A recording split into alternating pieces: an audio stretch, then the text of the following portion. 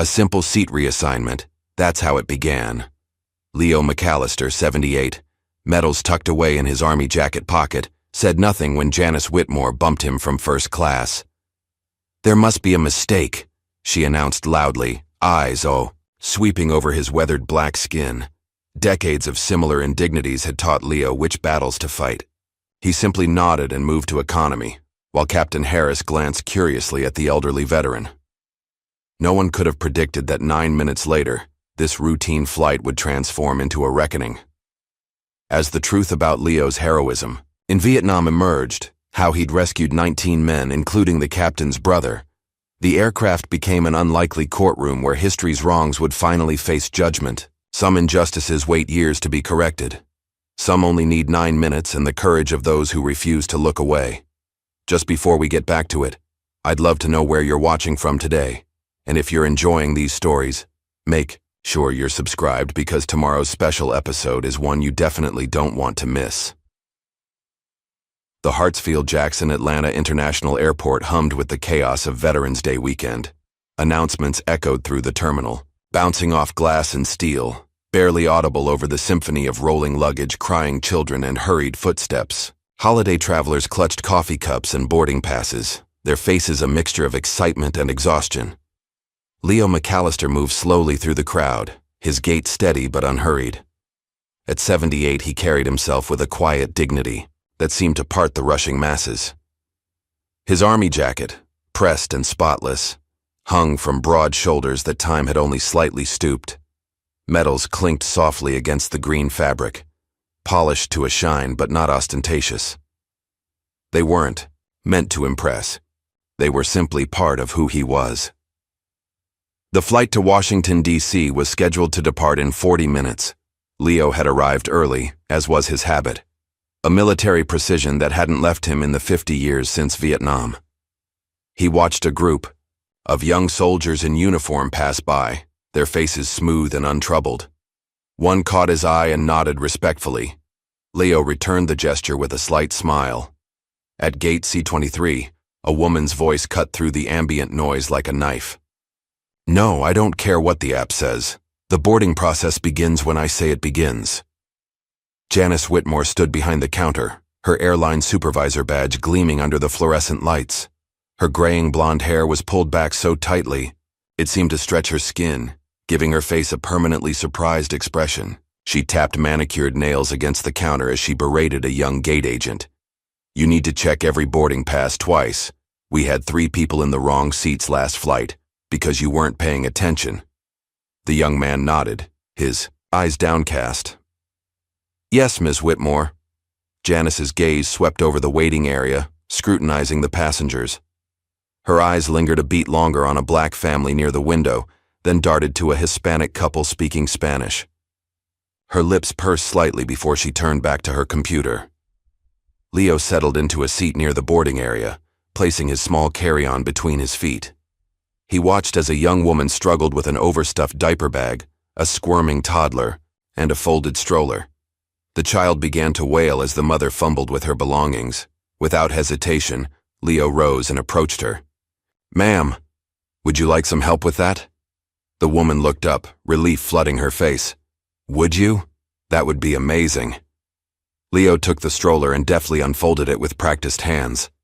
"I had 3 of my own once upon a time," he said warmly. "Though that was many years ago." The woman smiled gratefully as she settled her child into the stroller. "Thank you so much, sir. Not many people would stop to help these days." "It's no trouble at all," Leo replied, helping her organize the scattered toys and pacifiers that had fallen from her bag. From behind the counter, Janice watched the interaction with narrowed eyes. Her mouth tightened into a thin line as she observed Leo helping the young mother. When the woman offered Leo a place in line ahead of her as thanks, Janice's posture stiffened.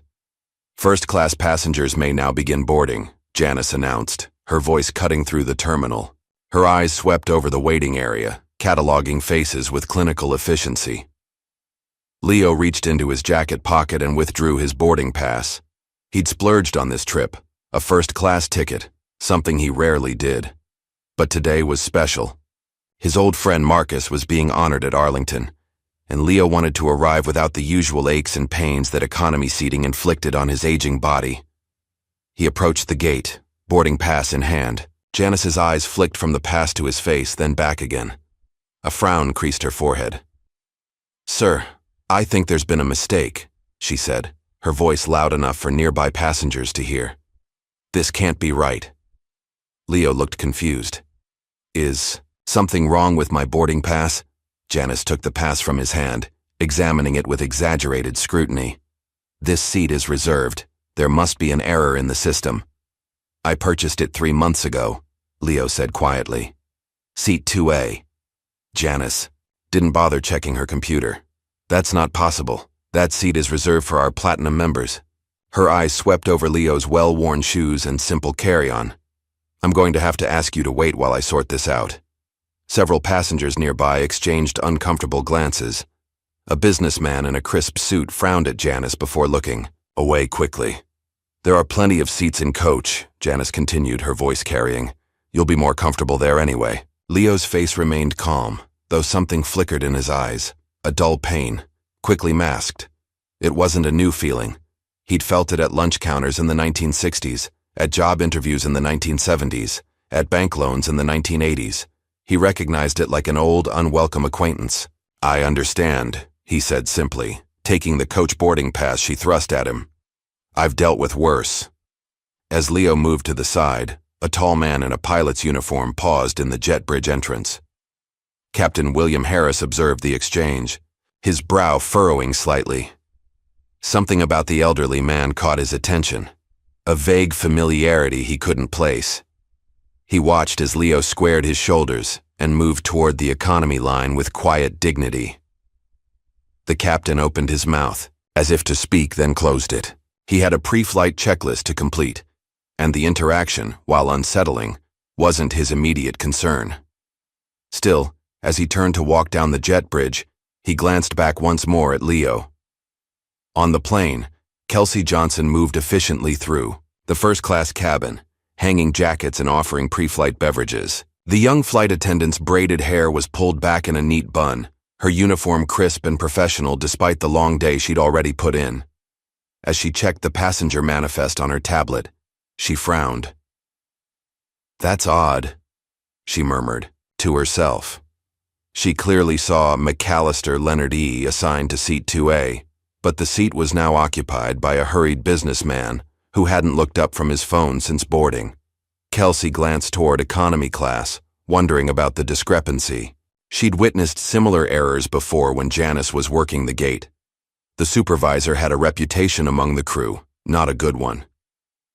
Back in economy, Leo settled into the middle seat of row 23. The space was tight for his tall frame, his knees pressing against the seat in front of him. He didn't complain. Across the aisle, Ethan Cole watched Leo from the corner of his eye. At 35, Ethan carried himself with the hyper-awareness of someone who'd seen too much. His press credentials hung around his neck. He was heading to D.C. to cover a Pentagon briefing, another stop in a career spent documenting conflicts from Afghanistan to Ukraine. Something about the old man intrigued him. It wasn't just the medals or the military bearing. It was the calm in his eyes, the kind Ethan had only seen in those who'd stared into the abyss and made peace with it. "Heading to D.C.?" Ethan asked, breaking the ice. Leo nodded. "Paying respects. To an old friend. Army." Ethan gestured to Leo's jacket. "Yes, sir. 173rd Airborne Brigade. Long time ago now." Ethan was about to reply when a woman in her 70s settled into the window seat beside Leo. She smiled warmly at him. "I'm Beatrice Ruiz," she said, extending a hand. "Looks like we'll be neighbors for the next couple of hours." "Leo McAllister," he replied with a gentle handshake. "Pleasure to meet you, ma'am." "Are you visiting family in Washington?" she asked. Leo's eyes softened. "No, ma'am. My Martha passed 5 years ago. Our children are scattered now. California, Texas, Georgia. I'm visiting Arlington. An old friend is being honored tomorrow." Mrs. Ruiz nodded sympathetically. "My Alberto has been gone 3 years now. It gets easier, but never easy." As they continued talking, Other passengers in nearby seats found themselves drawn into the conversation. Leo spoke of Atlanta in the 1960s, of raising children during the civil rights movement, of watching the city transform over decades. He told stories about his late wife's garden, how she could make roses bloom in the poorest soil. What he didn't mention were the medals, the nightmares, or the sound of helicopter rotors that still woke him at 3 a.m. In the galley, Janice cornered Kelsey, speaking in hushed but forceful tones. "That man was trying to take someone else's seat," she insisted. "I've seen it before. They buy economy tickets and try to sneak into first class." Kelsey kept her face neutral. "The manifest shows him assigned to 2A. It was purchased months ago." "The system makes mistakes," Janice snapped. "I'm just following policy. People can't just sit wherever they want." Kelsey didn't argue. Her job depended on avoiding conflicts with supervisors like Janice, but as she moved through the cabin preparing for takeoff, she kept glancing back at economy, where Leo sat between. The armrests too large for the space, too dignified to complain. The aircraft reached its cruising altitude of 30,000 feet. The soft ping of the seatbelt sign turning off barely audible over the engine's hum. Sunlight streamed through the windows on the left side of the plane, casting long rectangles of light across the aisle. In first class, the businessman who'd taken Seat 2A was already 2 drinks in, loudly explaining stock options to his seatmate, who nodded with the glazed expression of someone trapped in conversation. 3 rows behind them, a middle-aged couple whispered to each other, occasionally glancing toward economy class. "I saw his ticket when we were in line," the woman murmured.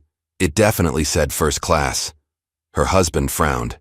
"That gate agent was completely out of line. Did you see how she didn't even check the computer?" "It's disgusting," his wife replied, "especially on Veterans Day weekend." Similar conversations rippled through the cabin, hushed voices, concerned glances, people comparing notes about what they'd witnessed at the gate. Mrs. Ruiz leaned closer to Leo. "You know, I was right behind you in line. I saw your boarding pass. It said first class." Leo smiled gently. "It's all right, ma'am. I don't mind where I sit." "But I mind," she said firmly. "That woman had no right to treat you that way." Leo patted her hand. "I've learned to choose my battles carefully. Some aren't worth fighting." Across the aisle, Ethan watched the exchange with growing interest. As a journalist, he'd developed an instinct for stories, and his instincts were buzzing now.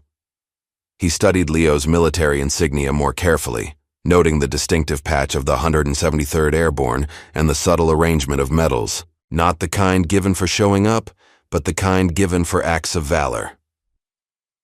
In the back galley, Kelsey scrolled through the seating manifest on her tablet during a quick break. She pulled up the original boarding list and compared it with the current seating arrangement. There it was in black and white. Leonard McAllister, seat 2A, ticket purchased 94 days ago. The seat had been reassigned only 37 minutes before boarding, manually overridden by Jay Whitmore. Kelsey bit her lip, unsure what to do with this information. As the only black flight attendant on duty, she felt the sting of the injustice personally, but she also knew the risks of making waves. 6 months away from her final interview for the international crew, she couldn't afford to be labeled a troublemaker. In the cockpit, Captain Harris reviewed the flight plan while his co-pilot handled communications with air traffic control. Something kept nagging at him. That elderly veteran in economy. The name Leonard McAllister tickled something in his memory, but he couldn't place it. "Everything okay, Captain?" First Officer Jenkins asked, noticing Harris's distraction. "Yeah, just thinking about something my brother mentioned once," Harris replied. "He was a general before he retired. Used to tell stories about Vietnam, about the men who served under him." He shook his head.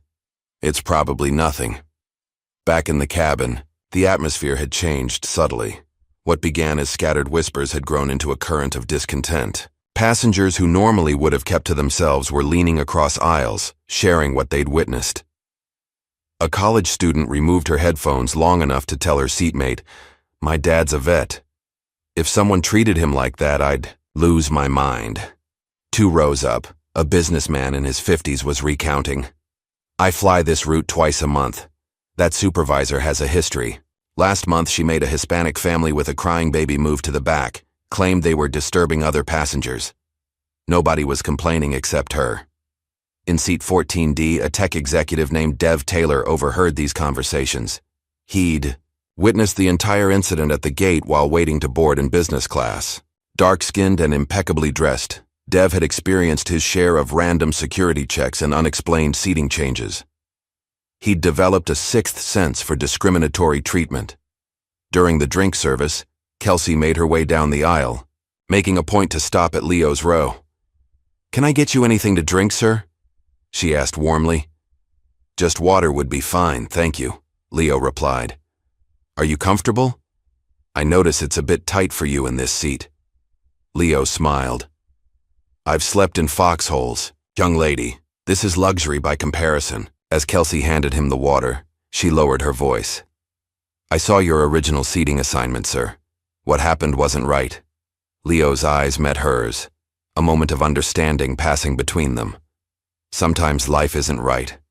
We do the best we can with what we're given. When Kelsey moved on, Ethan caught her attention with a raised finger.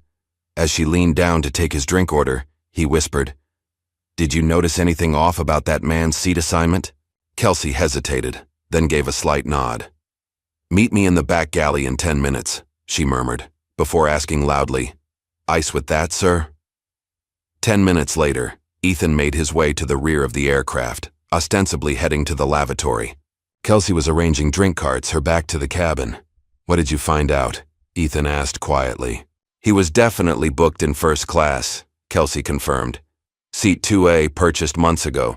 The supervisor manually overrode it right before boarding." "That's what I thought," Ethan said. "I'm a journalist. I cover war zones, not domestic stories. But something about this doesn't sit right." "Are you going to write about it?" Kelsey asked, looking concerned. "Maybe, but first I need to understand who he is. Those medals aren't for show." As they spoke, Dev approached the galley, pretending to stretch his legs. "Excuse me," he said, quietly. "I couldn't help overhearing. I saw the whole thing at the gate." Kelsey tensed. "Sir, I wasn't—" Dev raised a hand. "I'm on your side. That supervisor made assumptions based on how he looked. I've been there." He extended a hand to Ethan. "Dev Taylor. I work in tech, but I have experience documenting discrimination cases." Ethan shook his hand. "Ethan Cole, war correspondent." "What are you thinking?" Dev asked. "I'm thinking there's more to this story than an airline seat," Ethan replied. "The way he carries himself, those specific medals. I've interviewed enough veterans to know when someone has seen serious combat." Dev nodded thoughtfully. "I've got a secure internet connection through my company VPN. If you have a name, I can do some digging without raising flags." "Leonard McAllister," Kelsey supplied. "That's all I know." As their impromptu meeting broke up, Janice appeared at the end of the galley, her eyes narrowing at the three of them. "Kelsey, we need to restock first class," she said sharply. "And passengers should remain seated unless using the lavatory." Her gaze cut to Ethan and Dev. "Just stretching my legs," Dev said smoothly. "Blood clots are a risk on longer flights." Janice's smile didn't reach her eyes. "How considerate of you to worry about your health. Perhaps you should return to your seat now." When they dispersed, Janice cornered Kelsey.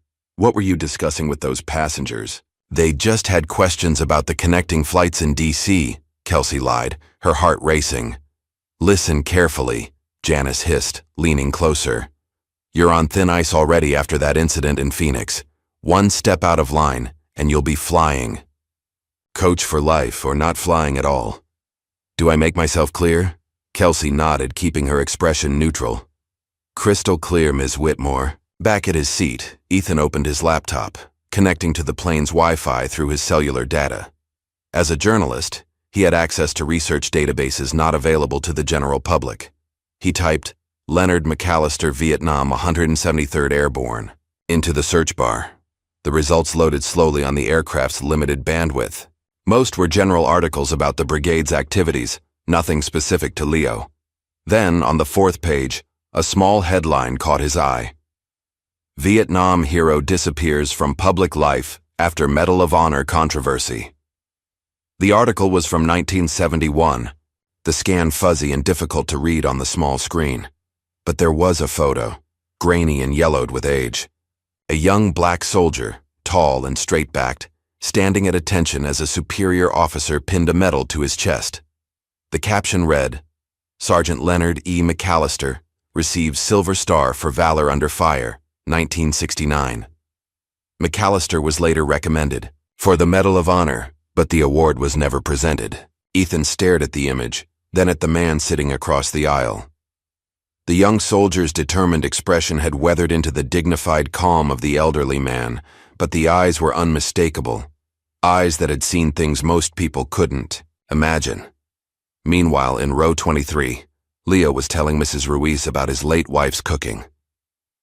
"Martha could make a feast from nothing," he said, smiling at the memory. "During the lean years, she'd take a single chicken and make it last a week. The children never knew how tight things were." "You must miss her terribly," Mrs. Ruiz said. "Every day," Leo replied softly. "But she lived well, loved deeply. Can't ask for more than that." A young woman in the row ahead turned around, unable to resist joining the conversation. "How long were you married?" 51 years, Leo answered. "Met her at a church picnic in '67, right before my second tour. She waited for me. Best decision I ever made was coming home to her." "Did you serve together?" the woman asked, gesturing to his jacket. Leo chuckled. "No, ma'am. Martha was braver than me. She was a schoolteacher in South Atlanta during integration.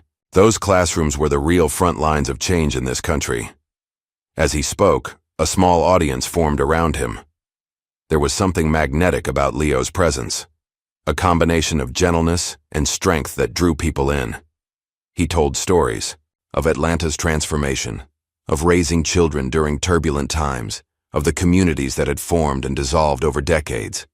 What he didn't say, what remained carefully tucked away, were the stories of firefights in dense jungle, of carrying wounded men through mortar fire, of the friend he was traveling to honor who died holding Leo's hand, whispering his children's names with his final breaths. In first class, the passenger in seat 2A was becoming increasingly intoxicated, demanding attention from the flight attendants and loudly complaining about the Wi-Fi speed. Several passengers exchanged glances, the contrast between his behavior and Leo's dignity and economy not lost on them. Near the front of the plane, Janice patrolled the aisles with clipboard in hand, her movement stiff and her smile forced. She avoided looking toward row 23, as if Leo's mere presence was an affront to her authority. In the cockpit, Captain Harris pulled out his personal tablet during a quiet moment. He opened his digital logbook, scrolling through old entries until he found his brother's name. General Thomas Harris had commanded a division in Vietnam before moving up to the Pentagon. During their last fishing trip, he'd mentioned a name, a soldier who'd saved his life during an ambush outside Saigon. Harris found the entry. Tom mentioned Leonard E. McAllister again, said the man should have received the Medal of Honor. Politics got in the way. Harris sat back in his seat, a chill running down his spine. Could it be the same man? After all these years, he activated the intercom to the cabin. "Kelsey, could you come to the cockpit for a moment?" When she arrived, Harris asked quietly, "That elderly veteran in economy, what's his full name?" "Leonard McAllister," Kelsey replied. "Leonard E. McAllister, I believe." Harris nodded slowly, his expression changing. "Thank you. That's all I needed to know." As Kelsey returned to the cabin, the pieces were falling into place.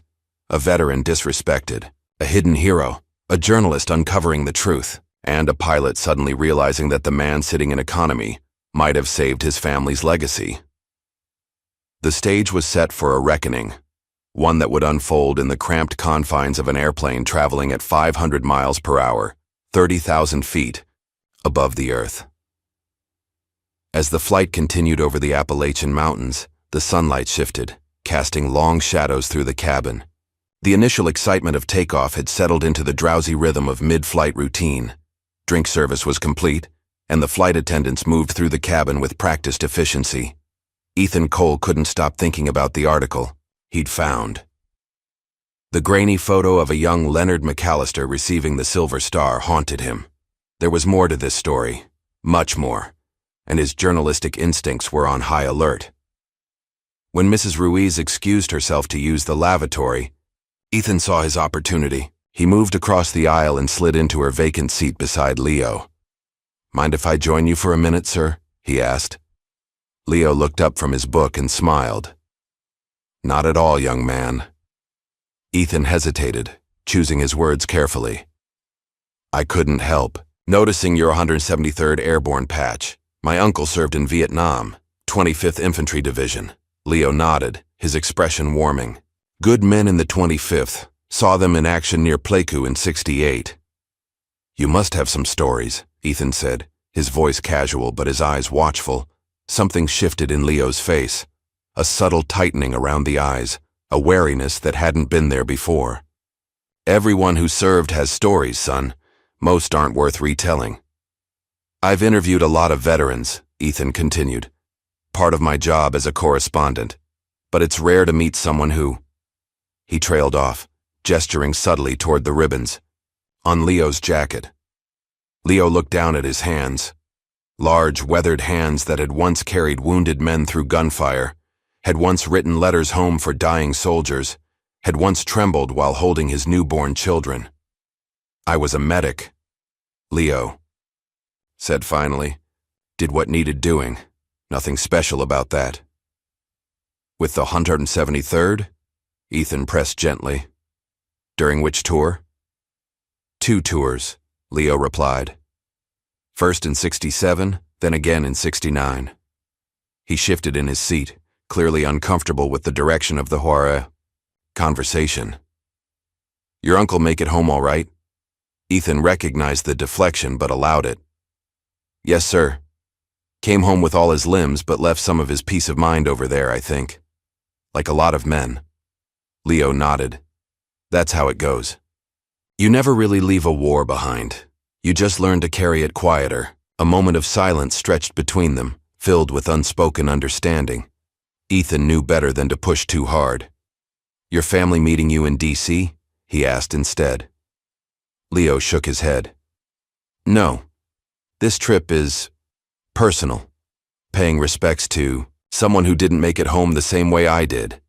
Before Ethan could respond, Mrs. Ruiz returned, and he yielded her seat with a respectful nod to Leo. "Thank you for your service, sir. Truly." Leo's eyes met his, something unreadable passing through them. "And thank you for your interest, young man. Not everyone remembers anymore." As Ethan returned to his seat, his mind raced. Leo's reluctance to discuss his service, the specific mention of 1969, the same year as the Silver Star in the article, all pointed to a man carrying a significant history. But why had he disappeared from public recognition? What had happened to the Medal of Honor recommendation mentioned in the article? Meanwhile, in the cockpit, Captain Harris was lost in thought. The flight was on autopilot, cruising smoothly through clear skies, giving him time to sift through old memories. His brother Tom, 15 years his senior, had commanded troops in Vietnam when Harris was still in high school. The stories Tom told after returning home had inspired Harris to become a pilot. Harris opened his logbook again, scanning the entries from years of conversations with his brother. There it was, a note from 5 years ago.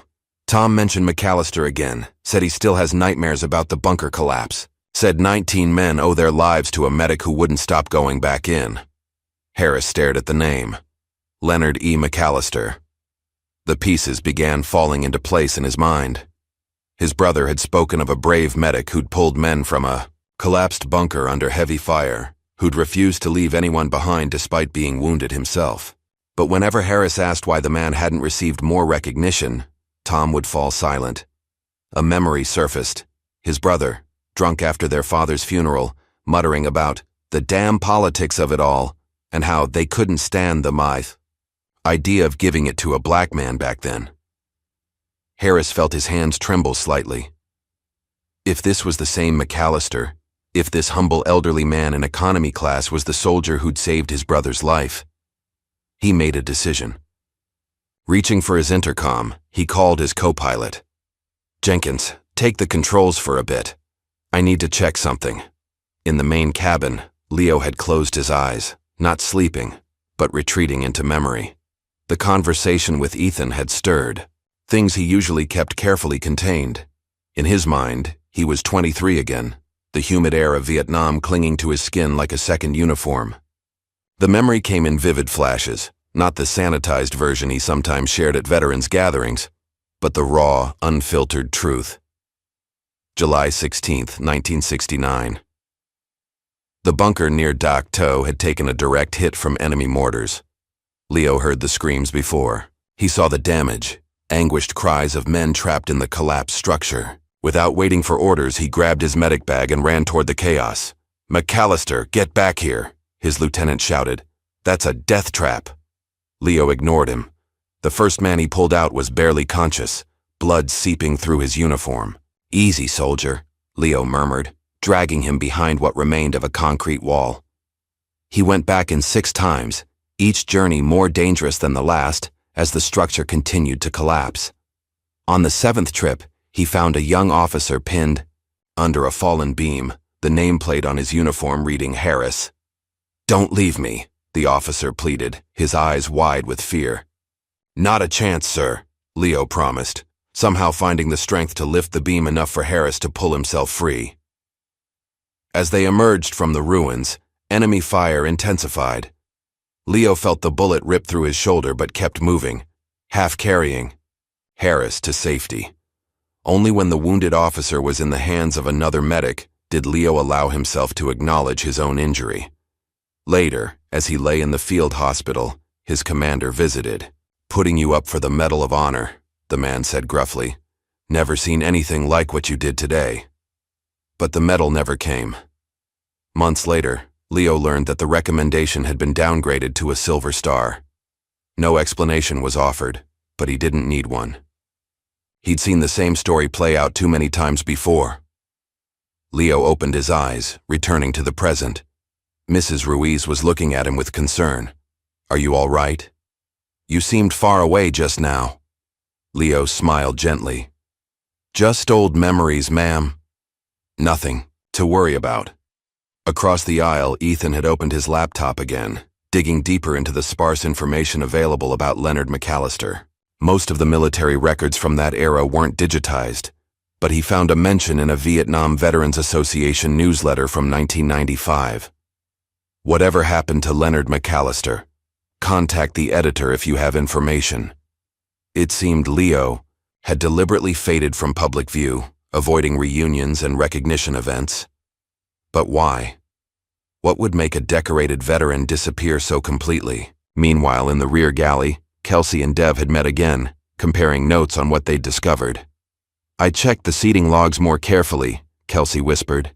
"Janice didn't just reassign him, she specifically flagged his reservation for security verification before manually moving him to economy." Dev's expression hardened. "That's a serious violation of airline policy. Those flags are only supposed to be used for actual security concerns, not personal prejudice." "I've seen her do similar things before," Kelsey admitted. "But never this. Blatant. Usually she's more careful about covering her tracks." "We need to document everything," Dev said. "Screenshots, timestamps, the original manifest.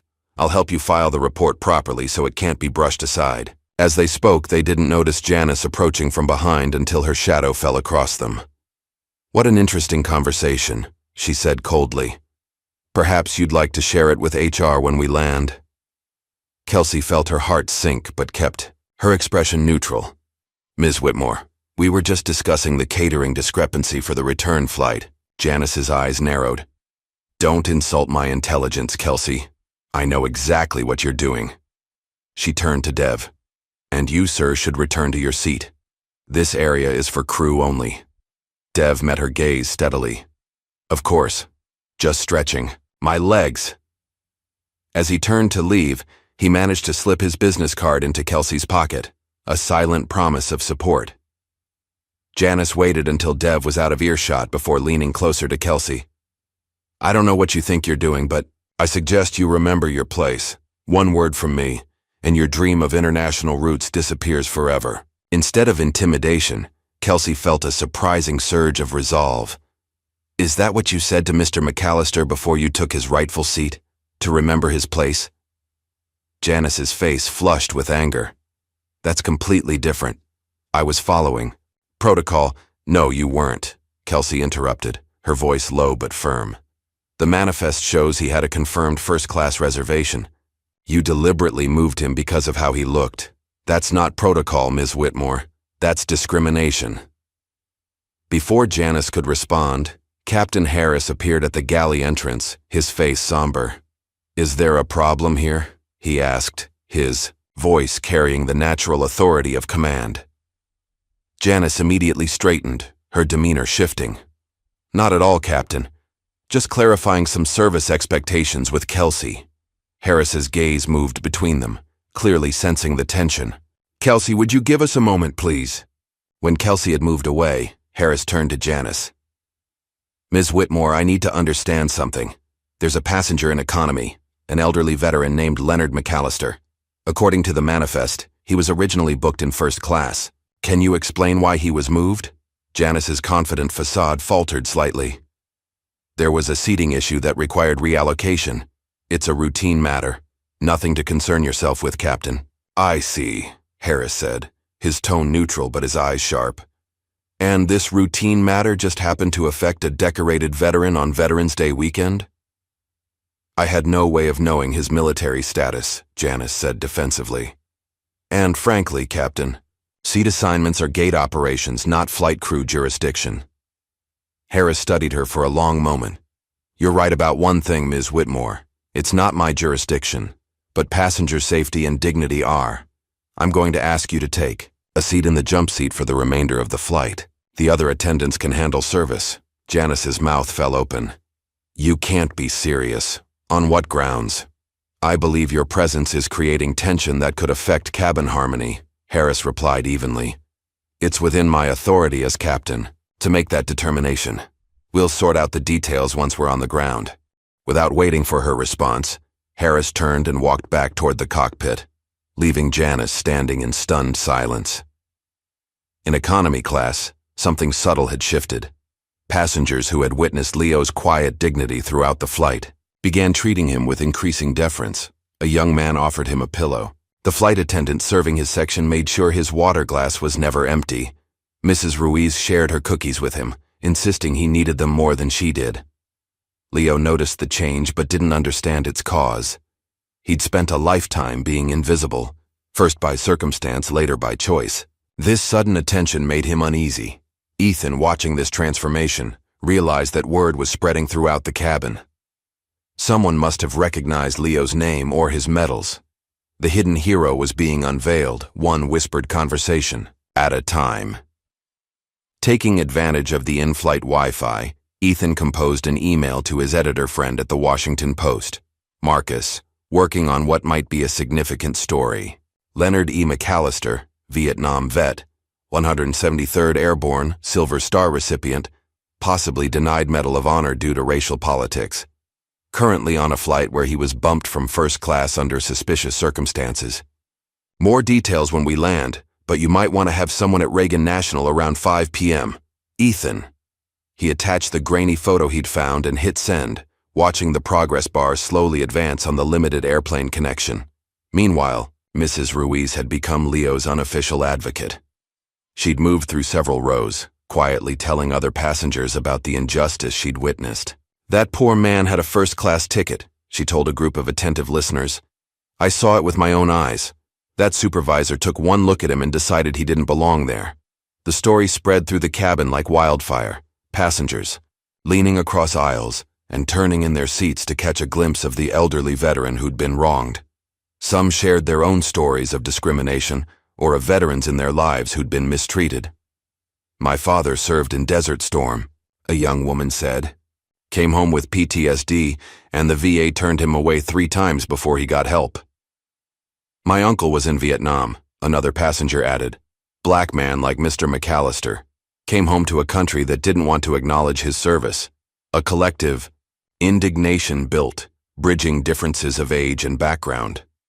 The shared sense of injustice created an unusual solidarity among strangers who, under normal circumstances, would have remained absorbed in their own private journeys. In the cockpit, Captain Harris stood in the doorway, staring down the aisle toward economy class. From this angle, he could just make out Leo's profile, the strong jawline, the dignified posture. The resemblance to the young soldier in his memory was unmistakable. "That's him," Harris whispered to himself. "That's the man who saved my brother." The flight from Atlanta to Washington, D.C. was beginning its initial descent. The cabin lights brightened slightly as flight attendants moved through the aisles, collecting trash and preparing for landing. Outside the windows, the late afternoon sun bathed the landscape in golden light, the Potomac River visible in the distance. In the cockpit, Captain William Harris made a decision that would change everything. He'd spent the last 30 minutes in quiet contemplation, weighing professional protocol against a deeper sense of justice. In the end, there was no real choice to make. "Jenkins," he said to his co-pilot, "take over. I need to do something." First Officer Jenkins looked surprised, but nodded. "You got it, Captain. Everything okay?" Harris removed his captain's hat and set it on his seat. "Something I should have done a long time ago." With purpose in his stride, Harris made his way through first class. Passengers looked up in surprise. It was unusual to see the captain moving through the cabin during descent. He paused briefly at the front galley, where Kelsey was securing the beverage cart. "I'm going to need the intercom," he said quietly. Kelsey handed him the phone, curiosity evident in her expression. Harris took a deep breath, pressed the button, and addressed the entire aircraft. "Ladies and gentlemen, this is Captain Harris speaking. We've begun our descent into Reagan National Airport and will be on the ground in approximately 20 minutes. But before we land, there's something important I need to share with all of you." Throughout the cabin, passengers looked up from books and screens, tuning into the unusual mid-descent announcement. "There is a man on this flight who deserves more than our thanks," Harris continued, his voice steady and clear over the intercom. "He deserves our nation's honor. 56 years ago, during one of the darkest days of the Vietnam War, this man risked his life repeatedly to save 19 soldiers trapped in a collapsed bunker under enemy fire. One of those soldiers was my brother." A hush fell over the cabin as passengers began looking around, wondering who the captain was talking about.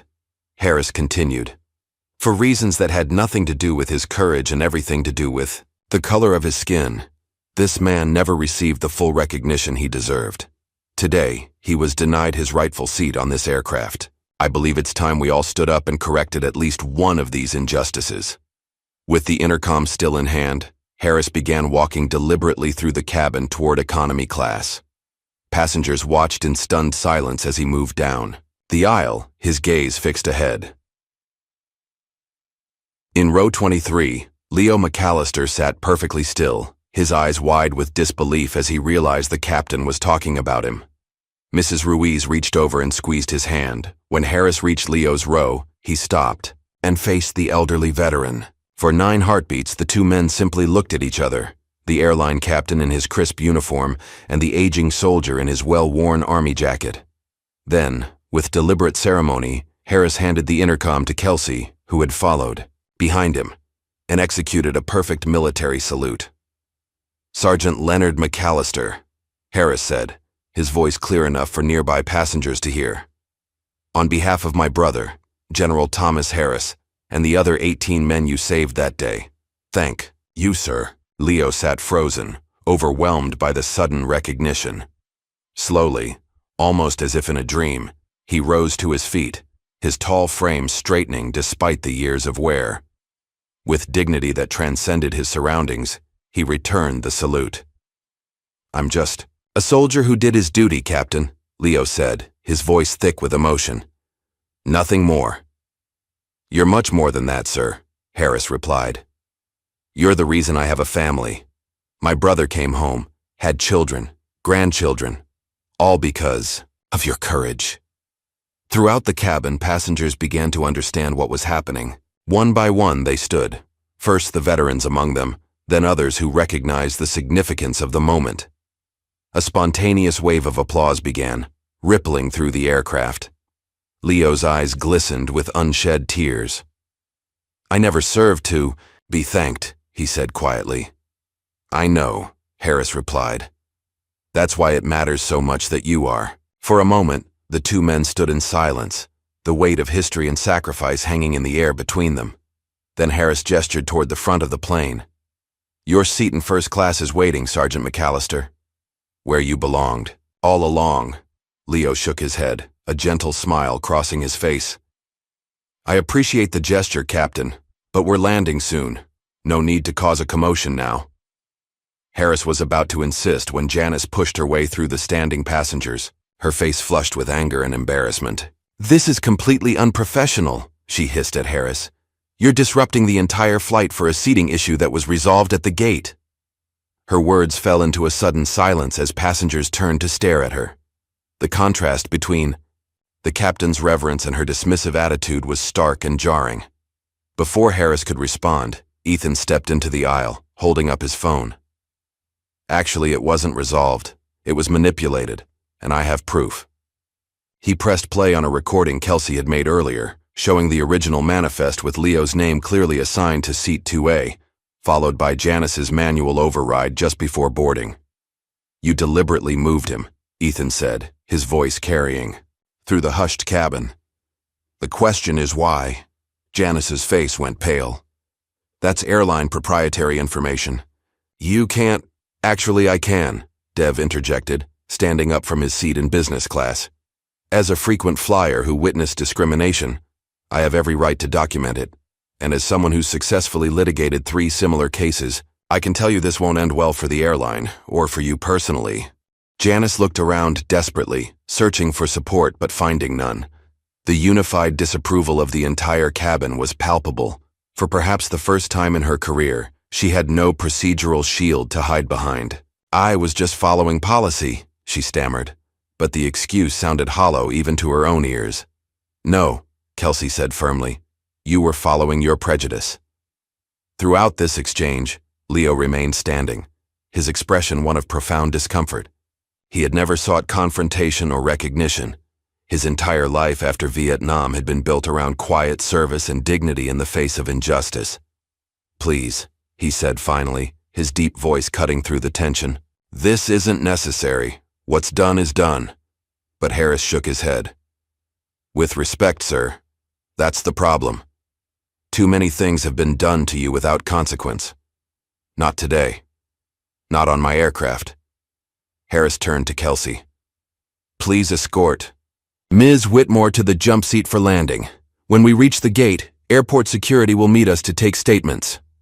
As Kelsey led a shell-shocked Janice away, passengers began recording the scene on their phones. Within minutes, social media would be flooded with images of the airline captain saluting the elderly veteran, the beginning of a story that would soon spread far beyond the confines of the aircraft. Harris turned back to Leo. "Sir, I insist, for the remaining minutes of this flight, please take your rightful seat." Leo looked around at the expectant faces surrounding him, Mrs. Ruiz nodding encouragement, Ethan watching with respectful interest, dozens of strangers whose expressions ranged from curiosity to admiration. After a lifetime of stepping aside, of choosing battles carefully, of accepting less than he deserved, something shifted inside him. "All right, Captain," he said quietly. "Lead the way." As Leo moved through the cabin toward first class, passengers reached out to touch his sleeve, to shake his hand, to whisper quick thanks. A young soldier in uniform stood at attention as Leo passed. A woman pressed a small American flag pin into his palm with tears in her eyes. In first class, the businessman who had been enjoying Leo's seat looked up in confusion as Harris approached with Leo. "Sir," Harris said firmly, "I need you to take another seat for landing." The man opened his mouth to protest, then saw the expressions on the faces around him and thought better of it. "Of course," he muttered, gathering his belongings. Leo settled into seat 2A, the leather cool and soft beneath him. He ran his weathered hands over the armrests, a small smile playing at the corners of his mouth. "My Martha would have loved this," he said softly. "She always did appreciate the finer things." As the plane continued its descent, flight attendants, moved through the cabin, securing loose items and checking that seatbelts were fastened. But there was a different energy now, a sense of having witnessed something important, something true. In the cockpit, First Officer Jenkins raised an eyebrow as Harris returned to his seat. "Everything okay back there?" Sounded like quite the commotion. Harris put his captain's hat back on and took the controls. "Everything's exactly as it should be," he replied. "For once." The aircraft banked gently, lining up with the runway at Reagan National. Outside, the sun was setting over the Capitol, painting the monuments and memorials in shades of gold and amber. Somewhere in that city was Arlington National Cemetery, where Leo's friend Marcus would be honored tomorrow, a ceremony Leo had nearly missed due to one woman's prejudice. But fate, it seemed, had other plans. As the landing gear deployed with a reassuring thud, Leo looked out the window at the approaching city, unaware that his quiet life of anonymity was about to end. Unaware that Ethan's email had already triggered a flurry of activity in a newsroom across town. Unaware that Dev was already drafting a formal complaint that would reach the airline CEO's desk by morning. All Leo knew was that for the first time in decades, someone had seen him, truly seen him, not as an old black man to be dismissed, but as the hero he had never considered himself to be. As the wheels touched down on the runway, a spontaneous round of applause broke out. Not for the landing, but for the man in seat 2A and the captain who had stood up for him. In the terminal, alerted by passengers' social media posts and Ethan's email, a small group was already gathering at the gate: airport staff, military veterans, and a reporter with a photographer. Word had spread like wildfire. A Vietnam hero was arriving, a man whose story had been buried for too long. And Janice? As for, the aircraft taxied to the gate. She sat alone in the jump seat, her career effectively over. The airline's zero-tolerance policy for discrimination would see to that. But more devastating was the knowledge that would haunt her in the quiet hours to come, that she had tried to diminish a man whose shoes she wasn't worthy to shine. The fastened seatbelt sign dinged off. As passengers prepared to deplane, Leo remained, seated, momentarily overwhelmed by all that had transpired in the last 9 minutes. Harris stood in the cockpit doorway, watching as first-class passengers moved respectfully past Leo, many stopping to offer a word of thanks or a handshake. "Ready, sir?" Harris asked, approaching Leo's seat. Leo took a deep breath and nodded. "As ready as I'll ever be, Captain." Together they walked toward the jet bridge, toward a reception neither of them had anticipated when the day began, toward a new chapter in a story 56 years in the making. Behind them, Ethan, Dev, and Kelsey exchanged glances of quiet satisfaction. Sometimes justice arrived late, but arrive it did. The jet bridge at Reagan National Airport buzzed with unusual activity. Airport staff whispered among themselves, glancing repeatedly toward the aircraft door. A small group of veterans in VFW caps had assembled, alerted by a flurry of texts and calls. 2 local news reporters stood ready, cameras poised. As passengers began filing out of the plane, many paused to look back, creating a bottleneck in the narrow corridor. They were waiting for someone. Leo McAllister stepped through the aircraft door, blinking in the bright terminal lights. Captain Harris walked beside him, still hatless, his posture reflecting the respect he'd shown aboard the flight. Behind them came Ethan, quietly filming on his phone, and Dev, whose expression mixed satisfaction with lingering indignation. "What is all this?" Leo whispered, his eyes widening at the unexpected reception. Before Harris could respond, a middle-aged woman stepped forward from the crowd. She wore a blue blazer with a Veterans Affairs pin and carried a small lei made of red, white, and blue ribbons. With practiced dignity, she placed it over Leo's neck. "Sergeant McAllister," she said, her voice carrying in the suddenly hushed terminal. "Welcome home." Leo stood frozen, overwhelmed. The simple phrase, "Welcome home," struck him with unexpected force. It was what he'd longed to hear 56 years ago, when he'd returned from Vietnam to a country that seemed determined to forget both the war and the men who'd fought it. The small crowd broke into applause. The veterans saluted. Several children waved miniature American flags. part of a school group that happened to be passing through. I don't understand, Leo said, his voice barely audible over the growing commotion. Captain Harris leaned closer. Word travels fast these days, especially when it's a story that's waited too long to be told. A reporter approached, microphone extended. Sergeant McAllister, can you tell us about what happened on today's flight? We're hearing reports that you were denied your first-class seat despite being a decorated Vietnam veteran. Leo hesitated, uncomfortable with the spotlight. There was a misunderstanding, he began diplomatically. The captain was kind enough to sort it out. It was more than a misunderstanding, Harris interjected firmly. It was an injustice, one of many that Sergeant McAllister has faced with dignity throughout his life. The reporter turned his attention to Harris. Captain, can you explain why you decided to intervene? Harris straightened, choosing his words carefully. This is Sergeant Leonard McAllister. In 1970, he saved my brother's life in Vietnam, along with 18 other men. He received the Silver Star for his actions, but was recommended for the Medal of Honor, a recognition that never came. Harris paused, emotion evident in his voice. Today, he reminded all of us what service looks like. True service isn't about recognition or reward. It's about doing what's right, even when it costs you everything. As Harris spoke, Ethan uploaded the video he'd been recording to his social media accounts. He added a brief caption, Vietnam. Hero Leonard McAllister, who saved 19 men under fire in 1970, denied first-class seat today. Watch what happened next.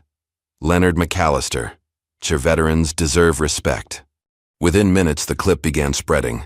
People tagged friends, shared it to veterans groups, added outraged comments. The algorithm recognized the rapidly growing engagement and pushed the content wider.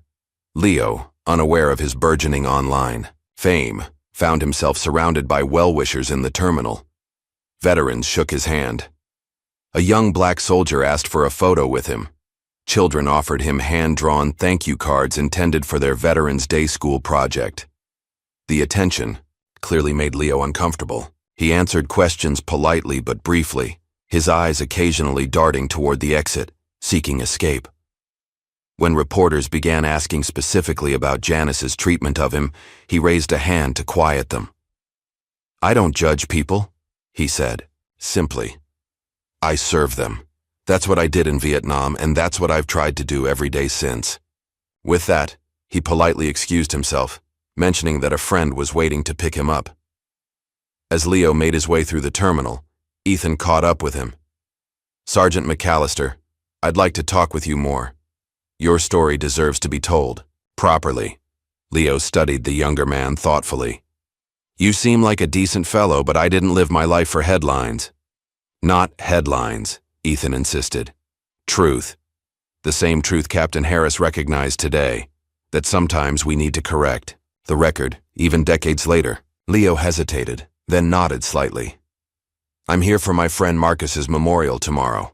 After that, we can talk. He handed Ethan a slip of paper with his phone number before continuing toward the exit.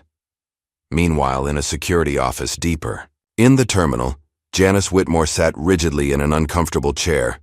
Across from her, 3 people faced her with equally stern expressions: an airline HR representative, legal counsel, and the airport's head of security.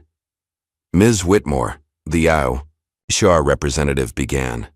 We've reviewed the initial reports from the flight crew and passenger statements. The allegations are extremely serious. This is completely blown out of proportion, Janice protested. I was following standard procedures for managing our premium cabin. The lawyer leaned forward. Our records show that Mr. McAllister's first-class reservation was confirmed months ago. You manually overrode the system 37 minutes before boarding. What standard procedure does that follow? Janice's cold demeanor began to crack. There were platinum members who needed accommodation. I made a judgment call. Based on what criteria? The HR representative pressed. Experience. 22. Years of experience telling me who belongs in first class and who doesn't. The words hung in the air, damning in their implication. Janice realized her mistake immediately, but it was too late to retract them. The security chief spoke for the first time. Ms. Whitmore, Are you aware that discriminatory actions in air travel can violate federal law? Janice's face went pale. I didn't. That's not what I... We've already received formal complaints from 3 passengers. The HR representative cut in. One is a corporate attorney specializing in discrimination cases. Another is a journalist who's already shared video. Evidence online. The lawyer slid a tablet across the table showing Ethan's video, now at 500,000 views and climbing rapidly. The comment section was a firestorm of outrage, with thousands demanding Janice be fired. The airline is issuing an immediate statement, the HR representative continued. You are suspended pending full investigation, effective immediately. Outside, in the passenger pickup area, Leo stood quietly by the curb. An old Ford pulled up, and a gray-haired black man rolled down the window. Leo, there you are. Was beginning to think you missed your flight. Leo smiled for what felt like the first time in hours. James, good to see you, brother. As he climbed into the passenger seat, James looked at him curiously. What's with the ribbon lay? And why are all those people looking over here? Leo sighed. It's a long story. Let's just say some old ghost decided to follow me to Washington. As they pulled away from the curb, neither man noticed the news van that had arrived or the reporter who recognized Leo from the viral video beginning to spread across the internet. Back inside the terminal, Kelsey found herself surrounded by her fellow flight attendants, all asking about what had happened. As she recounted the events, her phone buzzed with a notification. It was an email from airline management, notifying her that she was suspended for violating company confidentiality by sharing passenger information. They suspended me, she said in disbelief, for doing the right thing. Dev, who had been speaking, with airport authorities nearby, overheard her. Don't worry, he said confidently. This won't stand. The court of public opinion has already made its ruling. He was right, by evening. But justice for Leo was trending on multiple platforms. The airline's social media accounts were flooded with angry comments. Competitors seized the opportunity, posting about their own commitments to veteran support and anti-discrimination policies. Under mounting pressure, the airline issued a bland statement just after 8 p.m. We are investigating reports of a protocol breach on Flight 1382 from Atlanta to Washington, D.C. We take all passenger concerns seriously and are committed to providing excellent service to all customers. The statement only fueled the outrage. Commentators tore it apart for its corporate speak and failure to acknowledge the specific discrimination against a decorated veteran. Boycott threats multiplied. By 10 p.m., the airline CEO had been pulled from a dinner to address the crisis. A new statement appeared. The events on today's Flight 1382 are deeply troubling and do not reflect our values. The employee in question has been suspended pending investigation. We have reached out to Sergeant McAllister to offer our profound apologies and appropriate compensation. Additionally, we are reinstating the flight attendant who bravely spoke up about this injustice. Meanwhile, in a modest hotel room near Arlington, Leo sat on the edge of the bed, watching in disbelief as his own face appeared on the evening news. The chyron beneath read, Vietnam hero faced discrimination on Veterans Day flight. He switched off the television and sat in silence, overwhelmed by the sudden invasion of privacy. His phone had been ringing constantly. Reporters, veterans, organizations, even a White House aide expressing the president's interest in his story. After decades of anonymity, of quiet service without recognition, Leo found himself thrust into a spotlight he'd never sought. Part of him wanted to get on the next flight back to Atlanta, to retreat to the safety of his modest home with its faded photographs and treasured memories of Martha. But another part, a part he'd tried to silence for too long, felt a weight, lifting. The recognition wasn't just for him, it was for all the men who'd served alongside him, for all the veterans who'd come home to a country that preferred to look away. Leo picked up his phone and called Ethan. You still want that interview? He asked quietly. I think it's time. Morning light filtered through the curtains of Leo's modest Atlanta home. It had been 2 weeks since the flight that changed everything, 2 weeks of near constant attention. He'd returned to find reporters camped outside his house, neighbors bringing casseroles as if he'd suffered a loss, and a stack of mail that, Included everything from thank you cards to speaking invitations. Today was different. Today, he'd agreed to tell his full story. Ethan Cole set up a camera in Leo's living room, adjusting the lighting to capture the wall of photographs behind the old soldier. Pictures of Leo's late wife Martha dominated the display. Martha in her wedding dress, Martha with their children, Martha in her garden. Interspersed were faded photographs of young men in uniform, some smiling, some serious, all looking impossibly young. "Are you sure you want to do this?" Ethan asked, sensing Leo's nervousness. Leo nodded, settling into his worn armchair. "Not for me," he said quietly. "For them." He gestured toward the photographs, and for the ones who never made it home to take pictures like these. For the next 2 hours, Leo McAllister opened the book of his life, chapter by painful chapter. The camera captured every word, every expression, every long pause when emotion overcame his usual composure. "I was drafted in 1967, he began. 21 years old, engaged to the prettiest girl in Atlanta. Martha told me to go serve with honor and come back to her. So that's what I did." His voice strengthened as he spoke of his training as a medic. His first tour in Vietnam, the friends he'd made and lost. He described the chaos of combat with the clarity of someone who'd never truly left it behind. The sticky heat, the constant fear, the weight of responsibility for other men's lives. "July 16, 1969, Leo said, his eyes focused on something distant. "That's the day everything changed." In vivid detail, he recounted the bunker collapse near Dak To, how he'd run toward danger rather than away from it, how he'd pulled man after man from the rubble despite his own injuries, how he'd refused to leave until everyone was accounted for. "They put me up for the Medal of Honor," Leo said matter-of-factly. "My commanding officer, Major Phillips, said it was a sure thing. I didn't care about medals, but Martha would have been proud." "But you received the Silver Star instead," Ethan prompted gently. Leo nodded. 6 months later, I was called to division headquarters. Instead of the Medal of Honor, they gave me the Silver Star. No explanation offered. "Did you ever find out why?" A shadow passed over Leo's face. "Not officially. But word gets around. A general, not General Harris, someone higher up, had said, the optics aren't right for a colored boy to get the nation's highest honor." This was 1970, not ancient history. Ethan leaned forward. "How did that make you feel?" "At the time, I was angry. Not for myself, but because it meant nothing had really changed. My father had fought in World War II, came home to a country that wouldn't let him try on shoes in a department store. I thought my generation would be different." Leo paused, his large hands resting on his knees. "But anger doesn't get you very far. It certainly doesn't change minds." The interview delved deeper into Leo's life after Vietnam, his return to an America still deeply divided by race, his struggle to find employment despite his military service, the small indignities that accumulated like pebbles in a rucksack, weighing him down.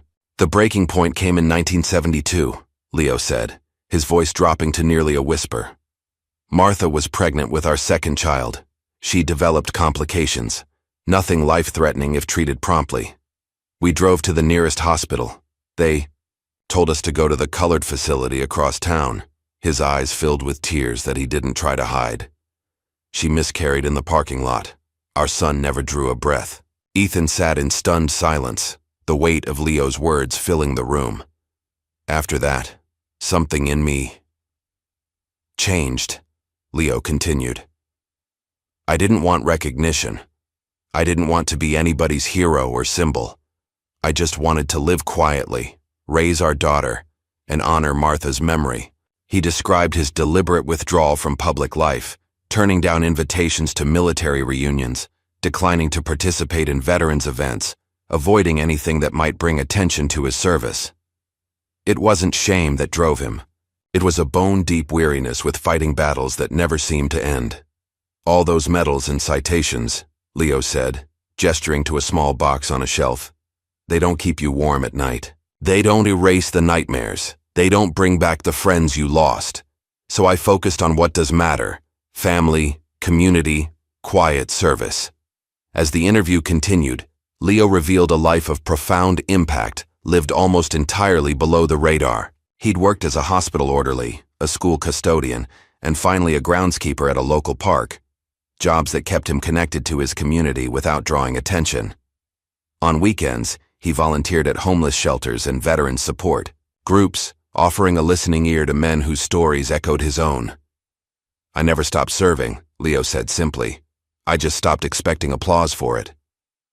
When Ethan asked about the flight to Washington and Janice's treatment of him, Leo's response was characteristically gracious. "That woman carries her own burdens. I don't know what they are, but I recognize the weight of them. Hatred is heavy. I've watched it break stronger people than her."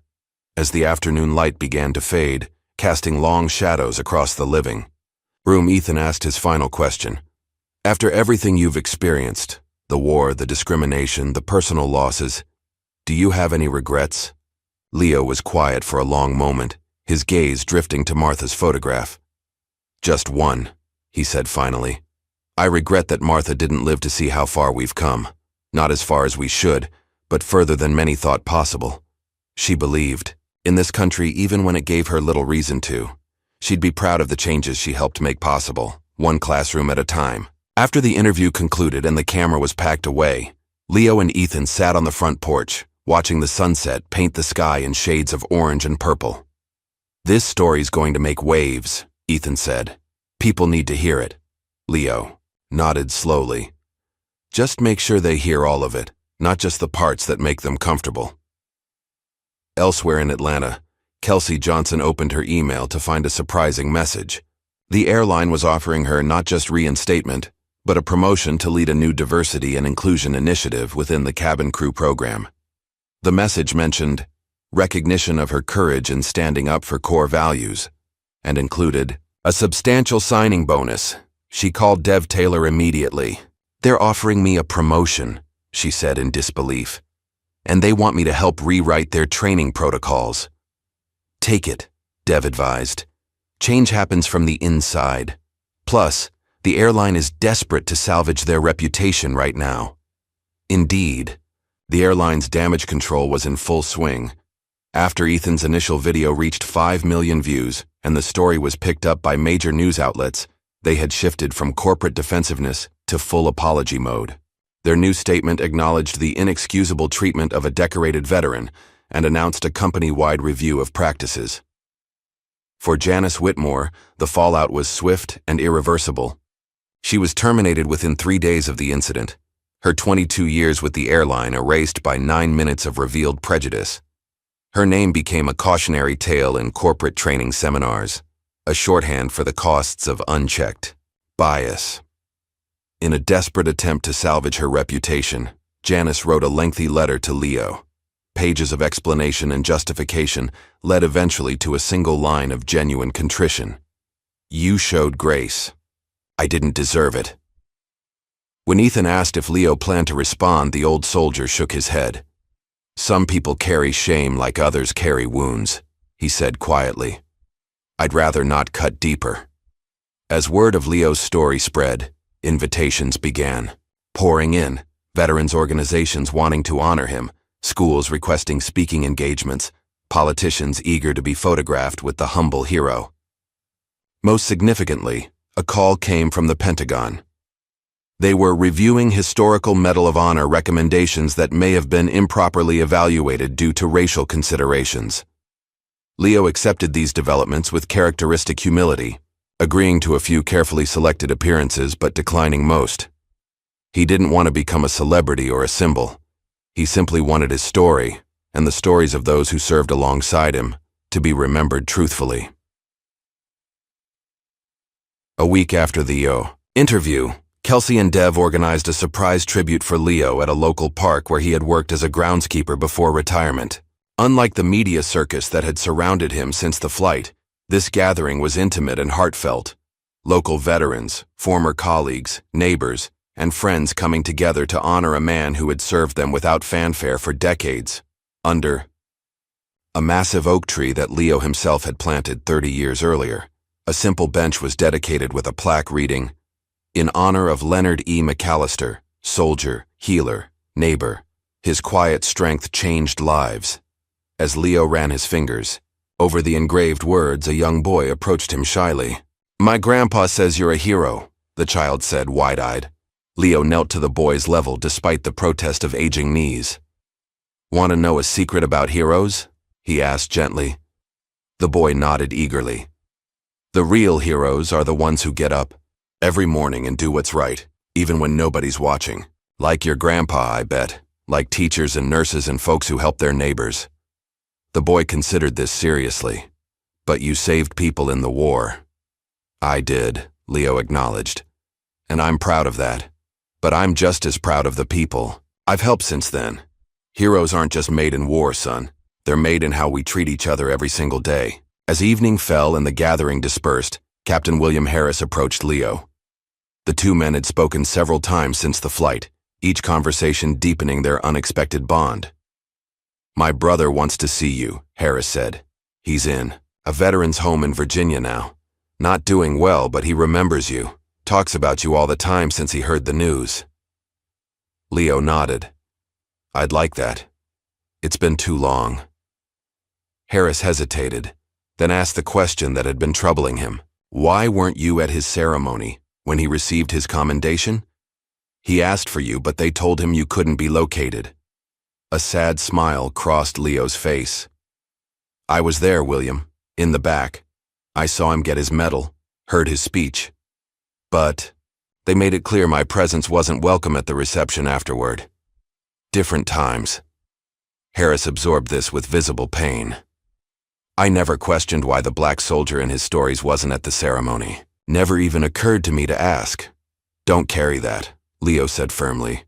"We all have our blind spots. The question is what we do once they're pointed out to us." As they stood together in the gathering darkness, the younger veterans began drifting toward them, drawn by an unspoken recognition of shared experience across generations. Soon Leo found himself surrounded by a circle of men and women who had served in conflicts he'd only read about. Desert Storm, Afghanistan, Iraq.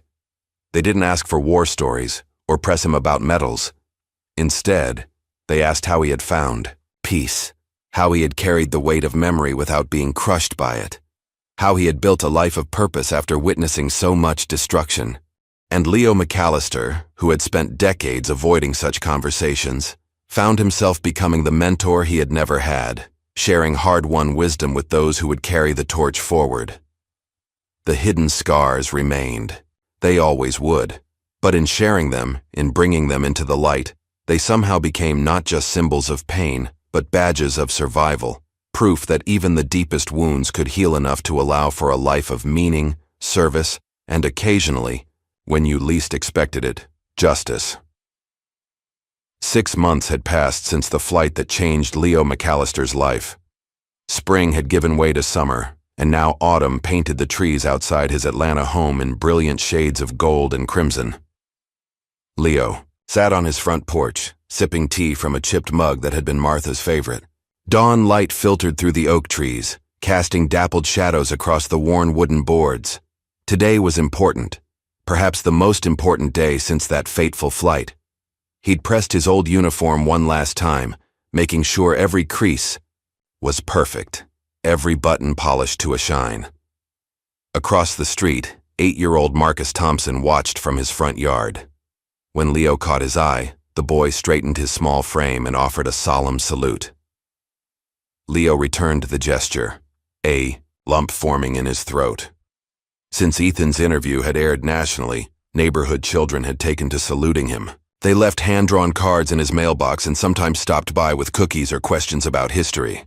Leo, who had never had grandchildren of his own, found unexpected joy in these interactions. "Mr. McAllister," Marcus called out. "Are you really going to meet the president today?" Leo nodded. "That's the plan, son." "Will you tell him I said hello?" Leo smiled. "I surely will." Inside the house, Leo's phone rang. His daughter Olivia was calling from California, where she worked, as a professor of African American history. "Dad, just wanted to make sure you're ready for today. The car should be there in an hour." "I'm ready," Leo assured her. "Been ready my whole life, I suppose." After the call ended, Leo returned to the porch and his cooling tea. The last 6 months, had been a whirlwind he never could have anticipated. Ethan's interview had aired as a 1-hour special on a major network, drawing 30 million viewers. Celebrities, politicians, and ordinary citizens had all commented on Leo's story of quiet heroism and unrecognized sacrifice. The Pentagon had indeed reviewed Leo's case, along with those of other minority servicemen whose achievements might have been diminished by prejudice. After a thorough investigation, they'd confirmed what Leo had known for 56 years. His actions in Vietnam had met every criterion for the Medal of Honor. Now, the President of the United States was prepared to correct a historical wrong in a ceremony at the White House. A black SUV pulled up to the curb precisely on schedule. Leo carefully locked his front door and walked down the steps, his dress uniform fitting less comfortably than it once had, but still conveying the dignity of his service. The driver, a young black woman in an Air Force uniform, opened the rear, toed her with a respectful nod. "Sergeant McAllister, it's an honor to drive you today, sir."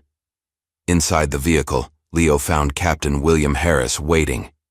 "Couldn't let you make this journey alone," Harris said with a smile. "Hope you don't mind." "The company," Leo clasped the younger man's hand. "Wouldn't have it any other way." As they drove to the airport, Harris updated Leo on his brother's condition. "Tom's having a good day today. He'll be watching the ceremony from the veterans' home. The staff is setting up a special viewing for all the residents."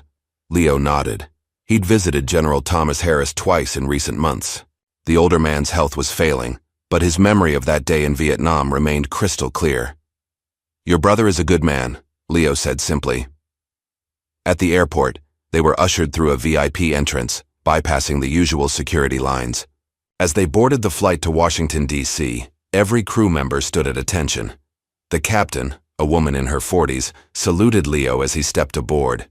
"First class, Sergeant McAllister," she said with a warm smile. "Where you've belonged, all along." The other passengers, recognizing Leo from the news coverage, broke into spontaneous applause as he moved down the aisle. Leo acknowledged them with a nod, still uncomfortable with the attention, but learning to accept it with grace. Once seated, Leo gazed out the window at the Atlanta skyline receding below them. So much had changed since that Veterans Day flight. Ethan's story had sparked a national conversation about how America treats its veterans, particularly those from minority communities. The airline had implemented new training protocols, with Kelsey leading workshops on recognizing and addressing implicit bias. And Janice? After her termination, she'd disappeared from public view, declining all interview requests. Then, 3 months later, she'd resurfaced in an unexpected place, volunteering at a homeless shelter that served primarily black veterans. No cameras, no social media posts, just quiet service. When a reporter finally tracked her down, she'd said only, "I'm learning. That's all I want to say." In Washington, a small motorcade awaited them at Reagan National. The autumn day was perfect, crisp and clear, with a brilliant blue sky. As they drove past the monuments and memorials, Leo thought of the friends whose names were etched in black granite on the Vietnam Veterans Memorial, men who would never grow old, never know that their sacrifice had meant something. At the White House, they were escorted through security and into a reception area where other guests had gathered. Olivia rushed forward to embrace her father, tears shining in her eyes. "Dad, I'm so proud of you," she whispered. Ethan was there too, along with Dev and Kelsey. They had formed an unlikely friendship in the months since the flight, united by their shared experience and determination to create meaningful change. They waited for the ceremony to begin. An elegant black woman in her 70s approached Leo. "Sergeant McAllister, I'm Michelle Barnes. My father was Robert Jenkins." Leo's eyes widened in recognition. "Little Bobby Jenkins? From Charlie Company?" She nodded, emotion visible on her face. "He didn't make it home, but he wrote about you in his last letter. Said you saved his buddy's life and promised to check on his family if..." She couldn't finish the sentence. "I tried," Leo said softly. "After I got back, I went to see his mother in Memphis. Brought her his personal effects that the Army had missed. She was a strong woman. Reminded me of your father." Michelle embraced him. "Thank You. All these years, I wondered about my father's final days. Knowing he had someone like you watching over him brings me peace. Similar encounters followed. Family members of men Leo had served with, veterans who recognized his story as parallel to their own young soldiers who saw in him a standard to aspire to. Each conversation affirmed that Leo's life of quiet service had rippled outward in ways he'd never fully understood. Finally, they were ushered into the East Room, where chairs had been arranged for the ceremony. The president entered to "Hail to the Chief," and the formal proceedings began. Distinguished guests were acknowledged, the history of the Medal of Honor was recounted, and then Leo's citation was read aloud, a detailed account of his actions. On that July day in 1969, Leo stood at attention, his back straight despite his years, as the president draped the medal around his neck. The weight of it felt strange after so many decades of waiting. "Sergeant McAllister," the president said, his voice carrying throughout the room and to the millions watching on television, "on behalf of a grateful nation, I present you with the Medal of Honor for actions above and beyond the call of duty. Your courage under fire and unwavering commitment to your fellow soldiers represent the highest ideals of our nation." After the applause subsided, Leo was invited to speak. He hadn't prepared formal remarks, trusting instead the wisdom that had guided him through a lifetime of challenges. "I never served to be thanked," he began, his deep voice steady and clear. "I served so others could come home. Some wounds never heal, but they remind us we survived." He paused, gathering his thoughts. "This medal isn't just for me. It's for the men who didn't come home. It's for the families who waited.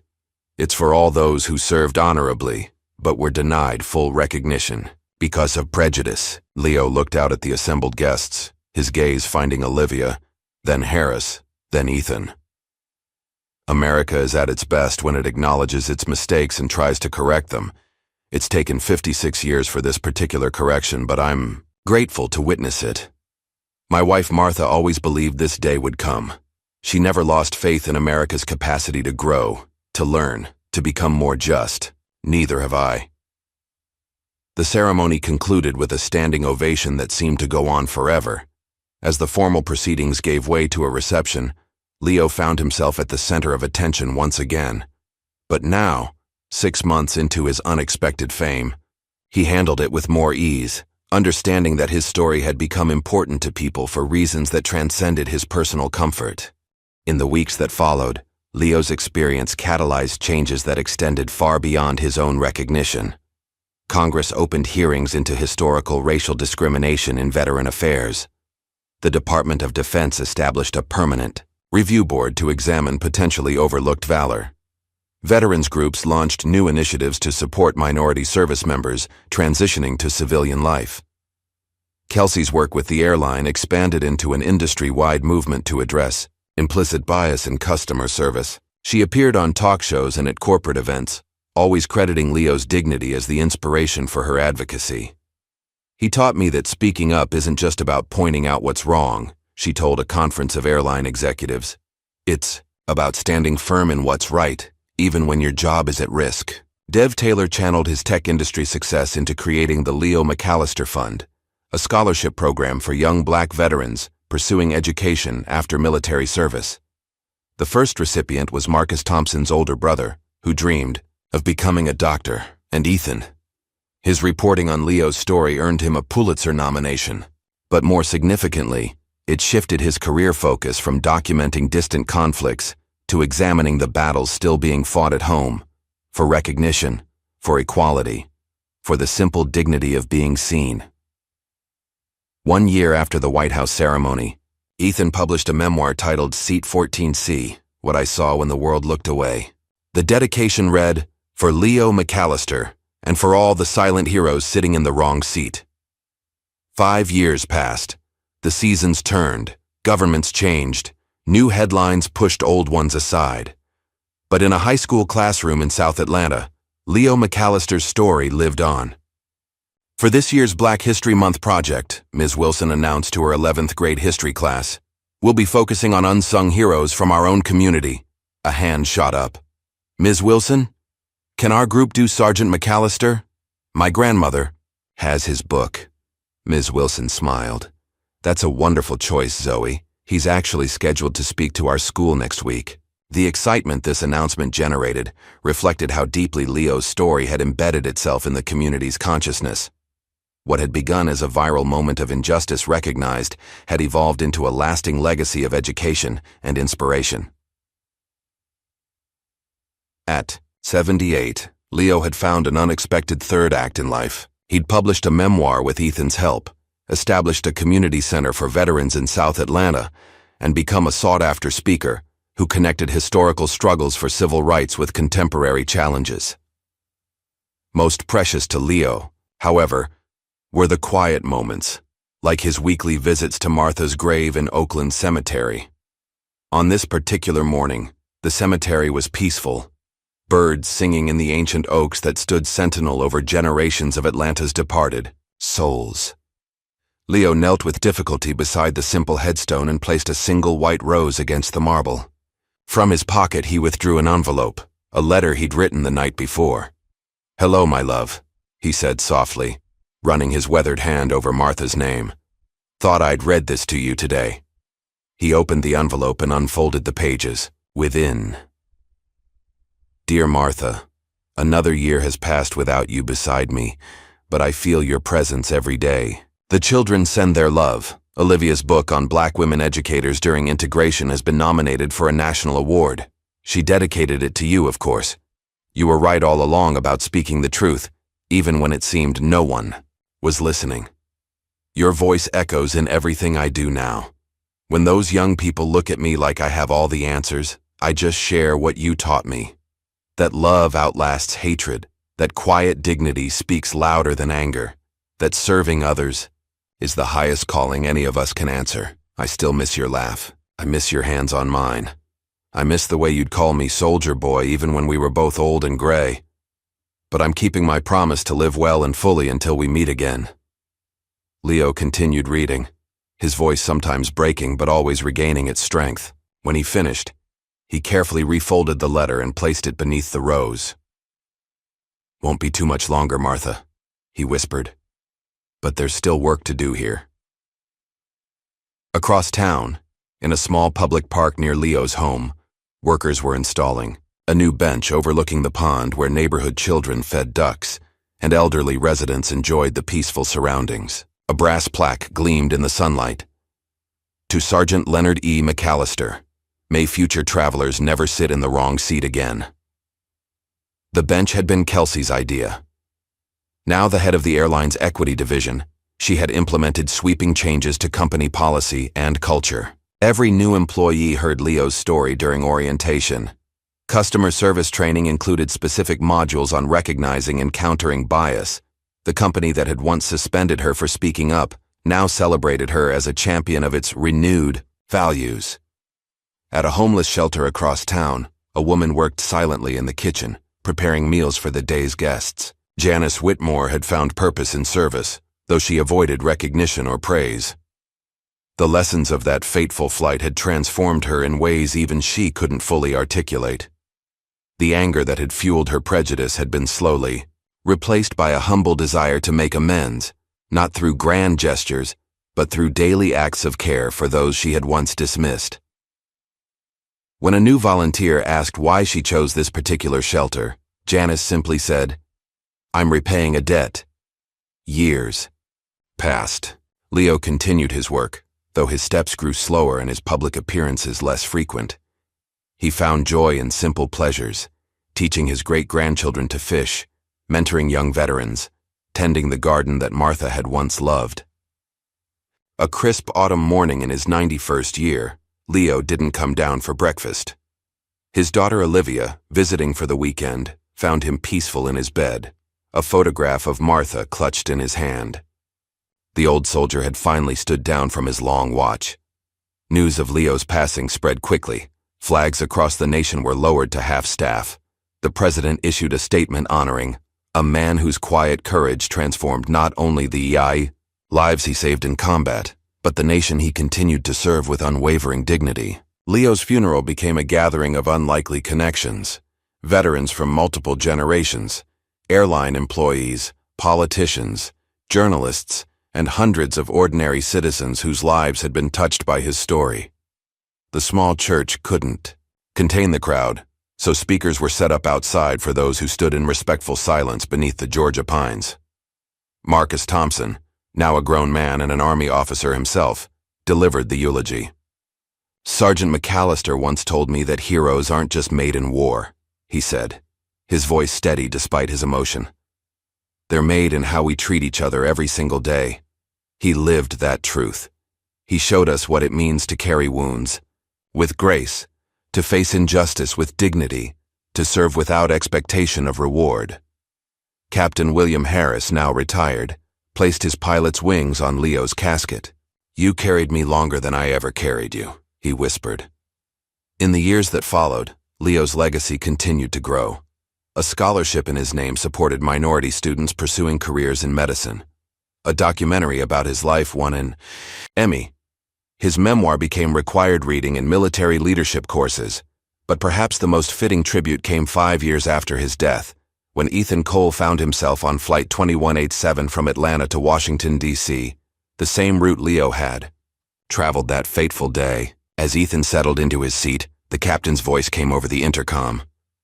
"Ladies and gentlemen, welcome aboard the McAllister route. Today, as on every Veterans Day, we honor the legacy of Sergeant Leonard McAllister by reserving Seat 2A. Ethan looked toward the front of the plane. In the first row, a neatly folded American flag rested on Seat 2A, Leo's name embroidered in gold thread across its stripes. As the plane lifted into the clouds above Atlanta, Ethan thought about the unlikely chain of events that had brought them all together years ago: a prejudiced airline supervisor, a veteran with a story to tell, a captain who recognized an old debt, and ordinary people who chose to stand up rather than look away. Leo had never sought fame or recognition. He had simply lived by a code that put service above self, dignity above comfort, and grace above grievance. In doing so, he had left behind a legacy more powerful than any medal, a reminder that sometimes the most profound changes begin with a single act of courage, witnessed at 30,000 feet on an otherwise ordinary day. The plane banked gently to the north, carrying Leo's story forward into the endless sky. What would you have done if you witnessed Leo's story unfold? Would you have remained silent, or found the courage to speak up? Like and subscribe for more powerful stories that challenge us to confront the everyday injustices hiding in plain sight.